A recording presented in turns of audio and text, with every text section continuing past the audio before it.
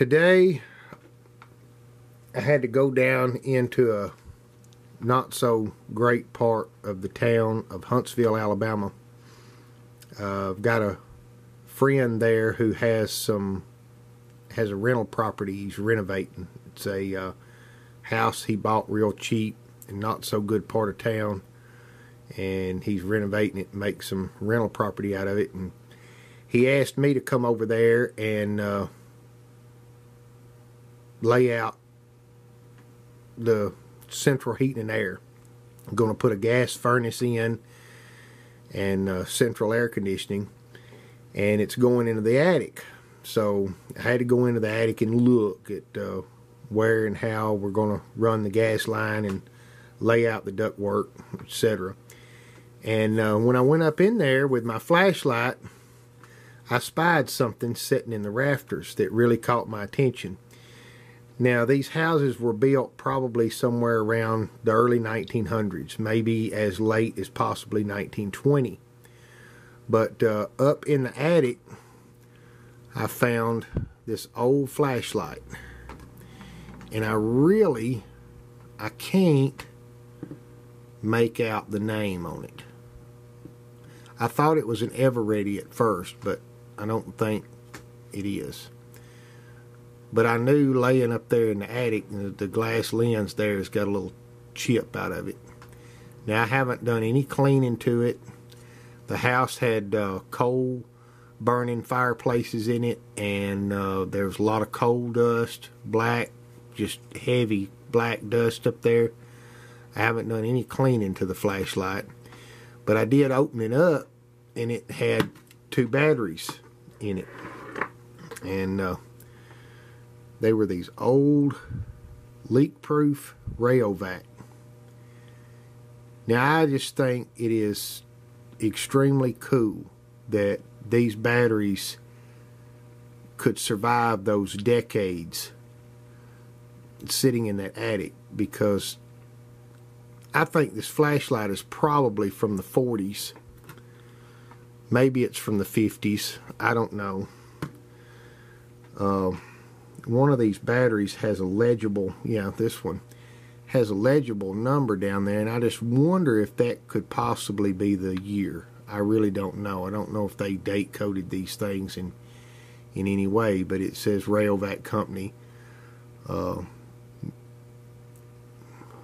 Madison, Wisconsin, and a 53. But it has a guarantee on the back. Let's see if I can get this to focus. It says, "We will give you free a new comparable flashlight if yours is ever damaged by corrosion, leakage, or swelling of this cell." Now, you can see that these cells are perfect, and I would say that possibly due to the nature of just what they are, probably has contributed to the rust that's on them, but there's no leakage, real visible leakage, and there's some rust on this flashlight, the coil spring there, but you can see that even the interior of the flashlight, and I'm going to need another light, I guess, to let you see down in there. Let's see if I can put some light on there.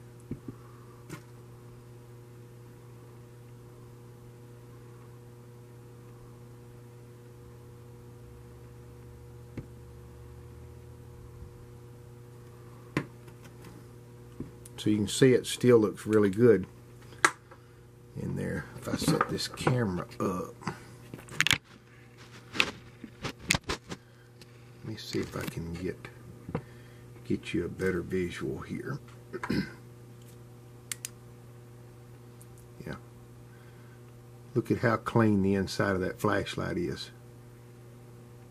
Now this ground strap here has come loose from its rivet, which is right there. I've got to try to figure out how to reattach that, so I can't really see if the flashlight will work. But I got curious. Let's see if I can get this meter set here. Or maybe you can see the needle. Adjust the camera and adjust my lighting. Yep, okay. If you look right across the top of this meter, you can sort of see the black needle. And what I'm going to do, this is a AAA battery, but the voltage in a AAA is the same as the voltage in a D cell. But I'm going to show you where this moves the needle on our meter. You see the needle move? Okay. These old batteries, after all these decades, okay, watch the needle on the meter. They still have power in them. They don't have 1.5 volts, which is what they should have, or did have when they were new. But they still have a measurable amount of voltage in them, both of them. Now I'm curious, I'm also curious, I don't know if we can get them to make contact, but we're going to do a little experiment. I've got this old Rayovac Sportsman flashlight here, which has some old batteries in it in itself. The date on these are Duracells. The date on these run out in 2015, so they're a few years out of date, but they're not leaking, so that's good. But let's see if by chance we can slide these in here, and I'm going to see if they might just light this flashlight.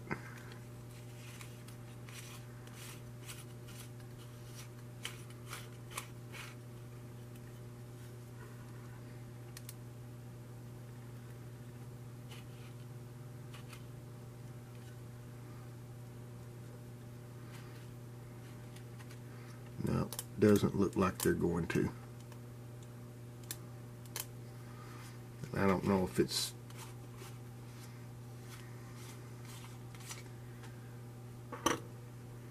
the battery or I'm just not getting a good connection.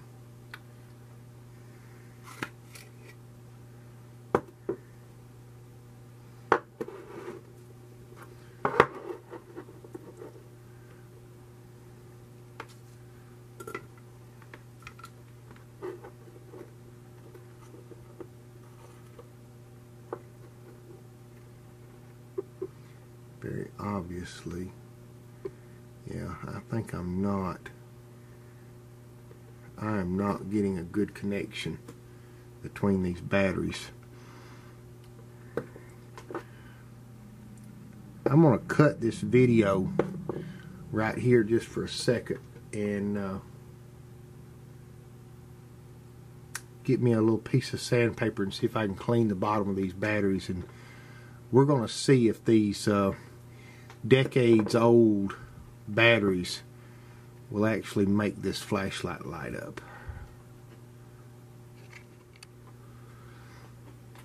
Alright, I've taken a little Dremel tool and I've kind of cleaned off the very end of that one and the top on both of them, and what I'm going to do is set them end to end like they would be in the flashlight and see if I can easily read them.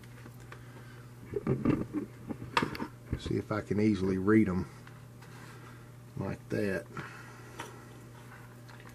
Get my leads right.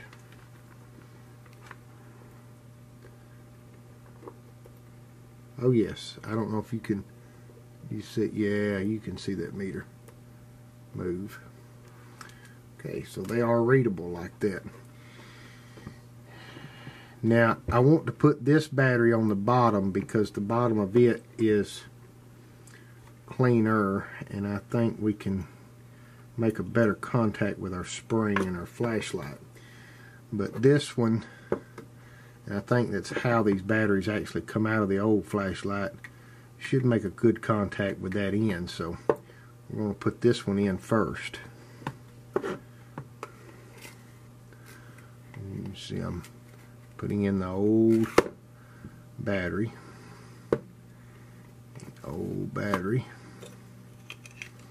Because I believe that they've got enough voltage in them to make this flashlight light up, but I might be wrong. We're still not getting anything.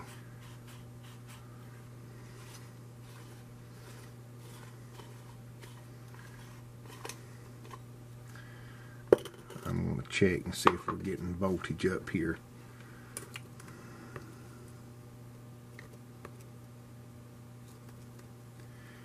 Yeah, I'm getting voltage, but it's not as high.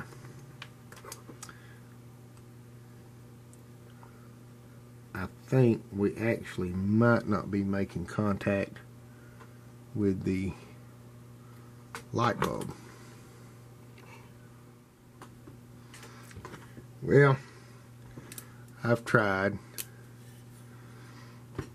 I'm either not getting a good enough connection, or there's just not enough left in them to light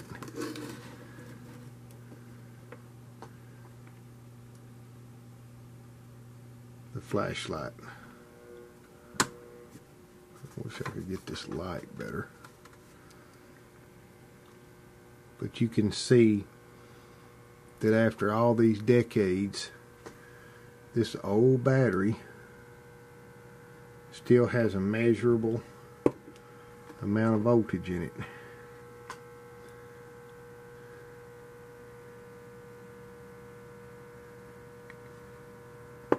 It's about a half a volt.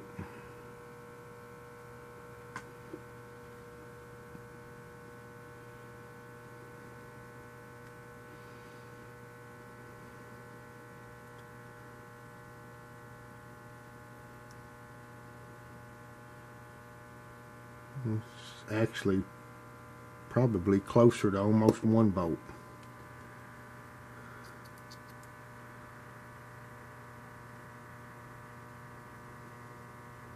That one is over a volt.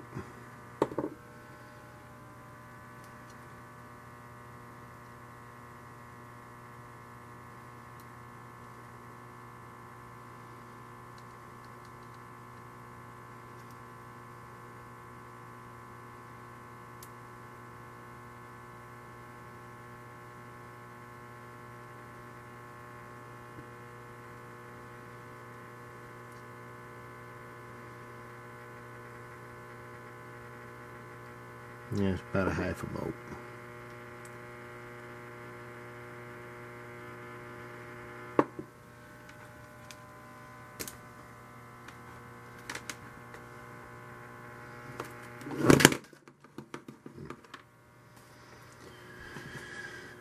But I can't help but wonder if you took modern batteries today and even kept them stored in ideal conditions, because you have to think, I found this flashlight in an attic, so it gets pretty hot around here, so it would be safe to say that these batteries endured temperatures probably close to 150 degrees in the summer months, which the summers around here are quite long. And then even though our winters are not that cold, we do see temperatures, you know, often down in, you know, the 20s and the sometimes in the teens and even the single digits. It's not that often, but it does happen.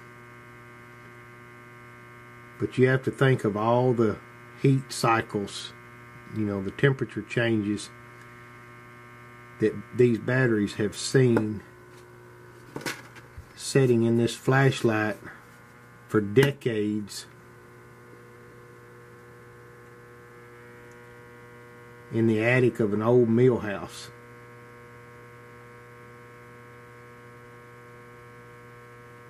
And actually, you know, not be leaking, corroded up real bad, just, you know, a little rusty, and still have a measurable amount of voltage in them. I would dare to say, I bet if this old flashlight that I've got here was an LED, I bet it would light it up. But I kind of think it should light this one up. Be very, very dim, but I think it should light it up if I was getting a good enough connection.